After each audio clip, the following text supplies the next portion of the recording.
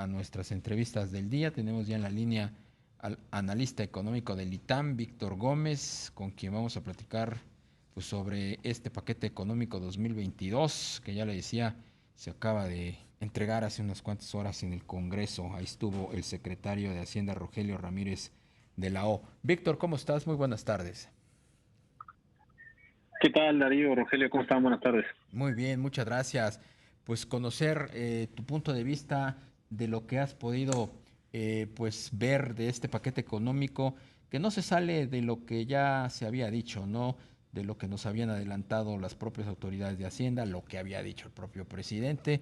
Se trata de un paquete económico inercial que no contempla pues ningún nuevo impuesto, que es muy pues disciplinado en cuanto al gasto público. Pero tu opinión, ¿qué es lo que tú has podido observar?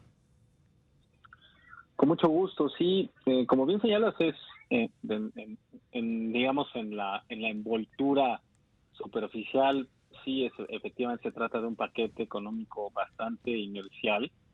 Creo que sobre todo en la parte del gasto sigue mostrando ya el cuarto paquete económico realizado por la administración del presidente López Obrador, que el margen de maniobra para reacomodar el gasto pues es muy limitado, digamos reducido, y en ese sentido difícilmente van a poder hacer una transformación abrupta de esta parte, ¿no?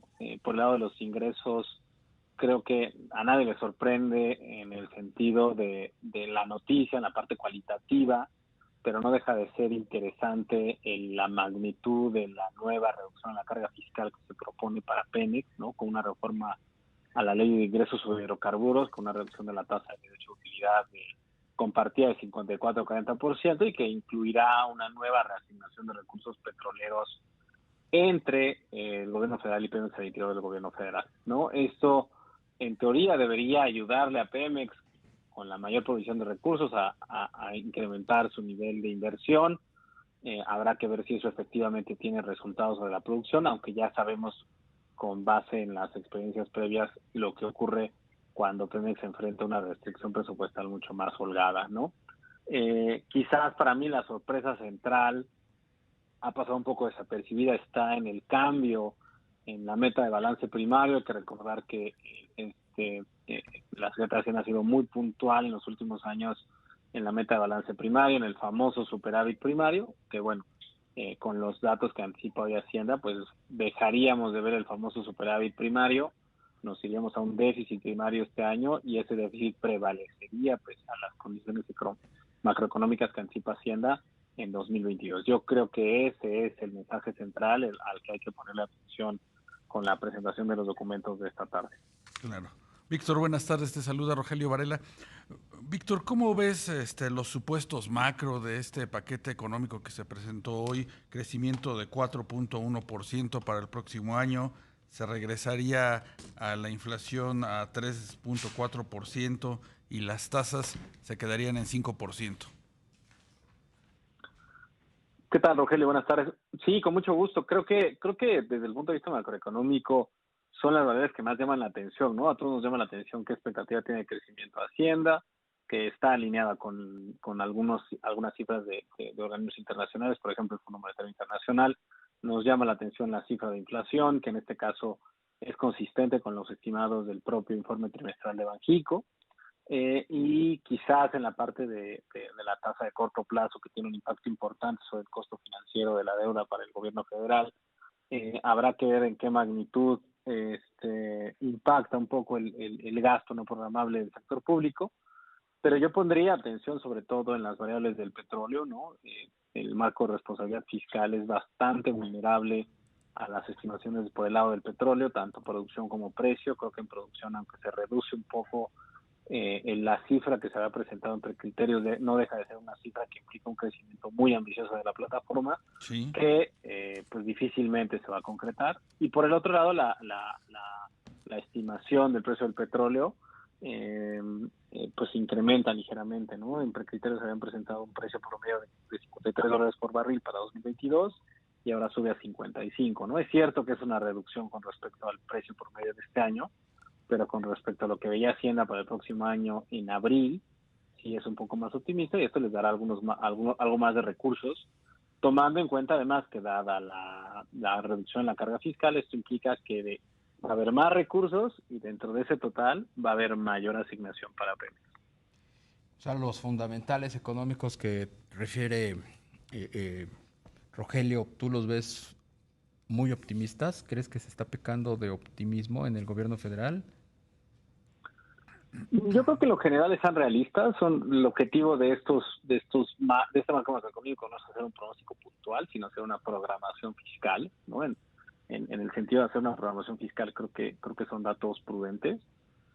Quizás un poco excedido el número de la producción petrolera, pero eso siempre se compensa con la cifra del precio que está regida por la fórmula de la ley de responsabilidad hacendaria. Entonces, en ese aspecto, el efecto compuesto, digamos, del precio y la producción de petróleo no debería representar un riesgo importante desde el punto de vista de programación fiscal.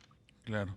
¿Ves entonces, Víctor, que a partir de este presupuesto se pueda lograr este crecimiento arriba del 4%? Mira, la verdad es que la influencia propia del sector público desde la política fiscal para contribuir al crecimiento es muy reducida. Estás hablando de que el gasto total público representa poco menos del 12% de la economía nacional. Entonces, un impacto significativo derivado de acciones de política fiscal concretas por el lado del gasto en la cifra de crecimiento, no materialmente, y la evidencia empírica así lo señala, no es muy distinto de cero, ¿no?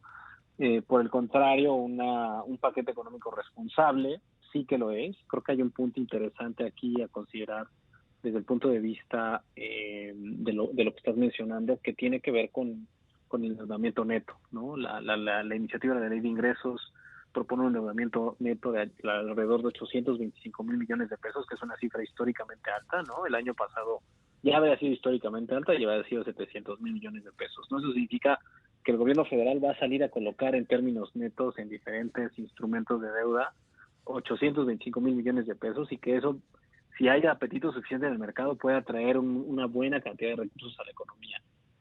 Hay que recordar que esos recursos que se atraen vía inversión de cartera se van directo a la inversión física, ¿no? Es el financiamiento externo de la inversión física en el país. Y si eso se concreta, vaya que eso sí tiene impacto, ¿no? Desde el punto de vista de certidumbre, una política fiscal conducida de forma responsable podría aportar a que esa expectativa de recursos que entrarían vía financiamiento de cartera se podría materializar. Y la responsabilidad central del gobierno federal está en hacer que las metas fiscales de déficit y deuda se cumplan como están puestas aquí en el plan, para que efectivamente esa entrada de recursos se dé en condiciones favorables de financiamiento para el gobierno, ¿no? Creo que si en algo puede contribuir la política fiscal al crecimiento, está por ese canal y no tanto por el canal del gasto. Víctor, el día de ayer el presidente salió en defensa de Petróleos Mexicanos y pues subrayó que su gobierno va a hacer todo lo que esté de su lado para mejorar las finanzas, reestructurar la deuda de Petróleos Mexicanos. ¿Cómo puede contribuir una reestructuración de pasivos en los objetivos de crecimiento del PIB y cómo puede casar esa estrategia que ya adelantó el presidente? Se anunciará pronto, la de la reestructura de la deuda de Petróleos Mexicanos, con lo que hemos podido ver hasta ahora de lo que contiene el paquete económico. Sí, con mucho gusto, Darío. Mira, la verdad es que si tú ves el perfil de endeudamiento del gobierno federal, contrasta mucho con el perfil de endeudamiento de Pemex, ¿no? Mientras el gobierno federal tiene un endeudamiento a tasas fijas con un plazo de vencimiento de promedio mayor a los 7 años, eh, casi todo a largo plazo y una buena parte en moneda nacional. En el caso de Pemex contrasta porque estás hablando de que la mayor parte de su endeudamiento es en dólares, en euros y en monedas distintas al peso, y hay una presión, aunque el perfil está distribuido de manera un poco distinta, digamos, al gobierno federal, hay una presión importante en la parte corta, ¿no? En los vencimientos cortos que tiene Pemex. De ahí que sea importante, se haya convertido en un tema, ¿no? El refinanciamiento de Pemex cada año. Es un problema que no existía, ¿no? Y que en buena medida ha surgido con este apoyo desmedido a Pemex, con la falta de recursos que se pueda llegar al gobierno federal de otros competidores en el mercado de petróleo, y que esto en las actividades de petróleo recae exclusivamente en Pemex, pues las necesidades de financiamiento son mayor y eso incrementa sus presiones de gasto, ¿no? Yo creo que ahí sí hay algo importante que hacer, pero parece que las señales que ha mandado el gobierno federal de apoyo a Pemex le han ayudado algo a los vencimientos, y los ves en términos de los spreads de deuda. Parece que sí hay algún efecto, ¿no? Pues Víctor Gómez Ayala, analista económico del ITAM, muchas gracias por atender a nuestra llamada. Un placer platicar contigo, Darío, con Rogelio. Que tengan buena tarde. Gracias, igualmente para ti, Víctor Gómez Ayala. Vamos.